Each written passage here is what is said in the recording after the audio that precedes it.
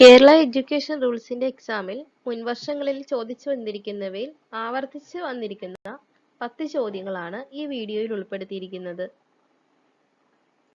ഒരു പരിശീലന സ്കൂളിലേക്കുള്ള പ്രവേശനത്തിനായി ഉദ്യോഗാർത്ഥി ഹാജരാക്കേണ്ട medical certificate ഏത് ഫോമിലായിരിക്കണം? ഉത്തരം ഫോം 42. അടുത്ത ചോദ്യം, വിദ്യാർത്ഥികളുടെ സ്കൂളിലേക്കുള്ള പ്രവേശനം ഏത് കാലയളവിലാണ് നടത്തേണ്ടതെന്നാണ്. ഉത്തരം വേനൽക്കാല അവധിയിൽ.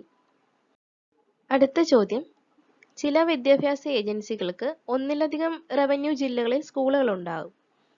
അവിടുത്തെ മാനേജർമാരുടെ ഉദ്യോഗസ്ഥരുടെ സ്ഥലം മാറ്റത്തിന് അംഗീകാരം ലഭിക്കുന്നത് എവിടെ നിന്നാണ്? ഉത്തരം വിദ്യാഭ്യാസ ഡയറക്ടർ ജനറൽ.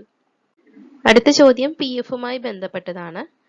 സംസ്ഥാന സർക്കാർ ട്രഷറികളിലെ സേവിംഗ് ബാങ്ക് സംവിധാനത്തിലൂടെയാണ് പ്രൊവിഡന്റ് ഫണ്ട് കൈകാര്യം ചെയ്യുന്നത്.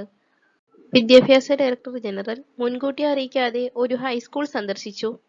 ഈ സംഭവങ്ങളും വിശദാംശങ്ങളും ഏത് രജിസ്റ്ററിലാണ് രേഖപ്പെടുത്തേണ്ടത്? ഉത്തരം visitors book. The dimensions of classrooms in a higher secondary school is 6 × 6 × 3.7 meter. Birth certificate is compulsory from the academic year. ഉത്തരം 2005-2006 വർഷം മുതലാണ് ജനന സർട്ടിഫിക്കറ്റ് സ്കൂളുകളിൽ നിർബന്ധമാക്കിയത്.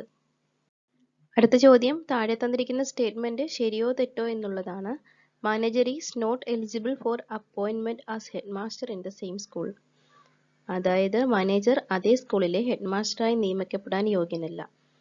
ഈ സ്റ്റേറ്റ്മെന്റ് ശരിയാണ്. ഉത്തരം ഓപ്ഷൻ സി. അടുത്ത ചോദ്യം നോക്കാം. ഹൈസ്കൂളുകളുടെയും പ്രൈമറി സ്കൂളുകളുടെയും കാര്യത്തിൽ സ്ഥാനക്കയറ്റ പട്ടിക പ്രസിദ്ധീകരിക്കുന്നതിനോടൊപ്പം ഹെഡ് മാസ്റ്റർ വിദ്യാഭ്യാസ ഓഫീസർക്ക് കൂടി അതിൻ്റെ ഒരു കോപ്പി അയക്കണം. ഇവിടെ ഉത്തരം സി ആണ്. അടുത്ത ചോദ്യം, കേരള എഡ്യൂക്കേഷൻ ആക്ട് 1958-ൽ എത്ര വകുപ്പുകൾ ഉൾപ്പെടുന്നു എന്നുള്ളതാണ്. ഉത്തരം ഓപ്ഷൻ എ 39 സെക്ഷനുകൾ.